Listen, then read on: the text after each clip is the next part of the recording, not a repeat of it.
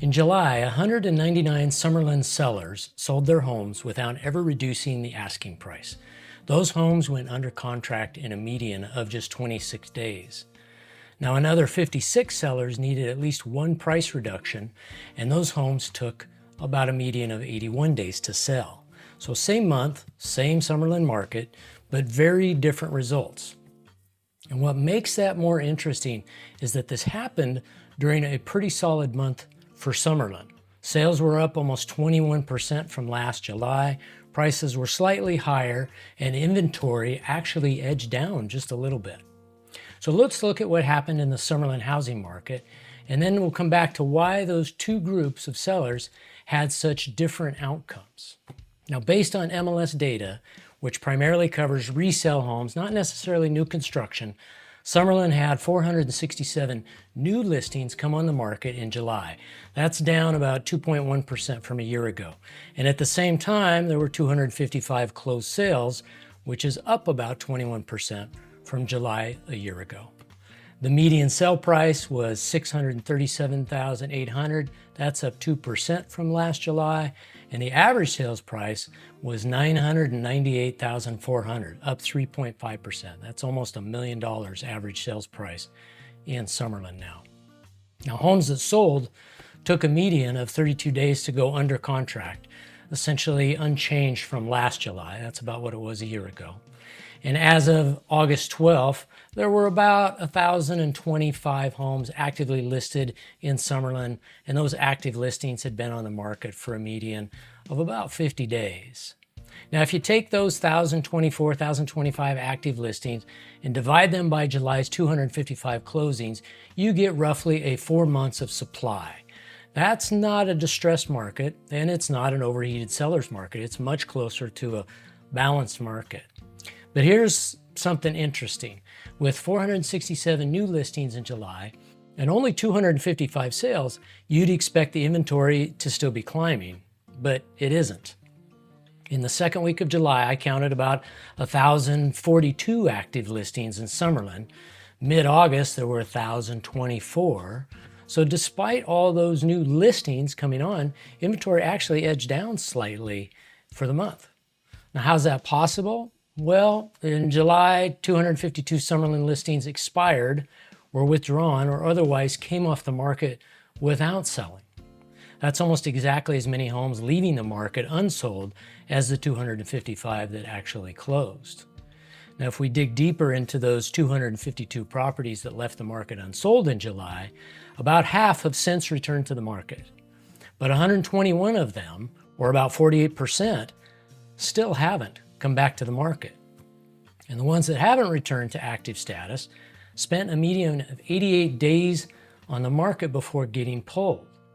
So while 467 new listings came on in July, inventory isn't simply piling up.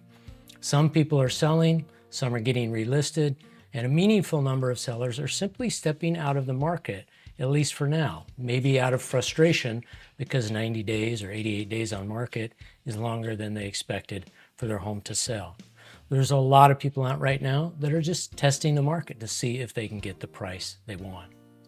So that helps explain why active inventory growth is essentially flat or down a little, even though new listings substantially outnumbered sales. So when you put the scoreboard together, July was actually a pretty solid month. Number of sales improved from last year, prices held up, and active inventory gave buyers more choice. The historical numbers put that in perspective. July's 255 closings were the strongest July since 2021 and nearly 21% higher than the same time last year. And at the same time, the median sale price reached $637,800. That's about 2% higher than last July and the highest July median in the 6 years that we're comparing here. So we had a meaningful improvement in sales activity without needing a broad decline in prices in order to produce that activity. But here's where the July numbers get useful for somebody who actually owns a home here in Summerlin. I separated all 255 July sales into two groups: homes that reduced their asking price before they sold and homes that never reduced it. 199 of the 255 sales, which is about 78%, sold without a price reduction. Those homes went under contract in a median of just 26 days, and they ultimately closed about 3% below their original asking price. So just a 3% reduction, which in this balanced market is not bad. The other 56 sales needed at least one price reduction in order to get sold. Now, in those homes that took the price reductions took a median of 80.5 days, almost 81 days to go under contract, and eventually closed at about 9.5% below their original asking price versus the 3% below that the people that priced right in the beginning. Now, that's a huge difference. Now, I don't want to pretend the price reduction itself caused the extra market time. Usually it's the other way around. The home comes on too high, buyers don't respond, time passes, and then the seller reduces the price. That's pretty typical in a balanced market like this. The market is giving sellers feedback pretty quickly. The homes that are positioned close to where buyers see the value are moving in less than a month. The homes that miss that mark can spend another month or two finding the price the market was willing to pay in the first place. And that difference isn't just time, it's also a much larger gap between where those sellers started and where they ultimately closed, about 9.5% in this case. You don't necessarily protect your equity by starting high and leaving yourself room to negotiate.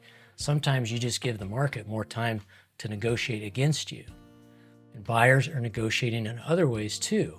In July, nearly half of the Summerlin sales below $750,000 included some form of seller contribution.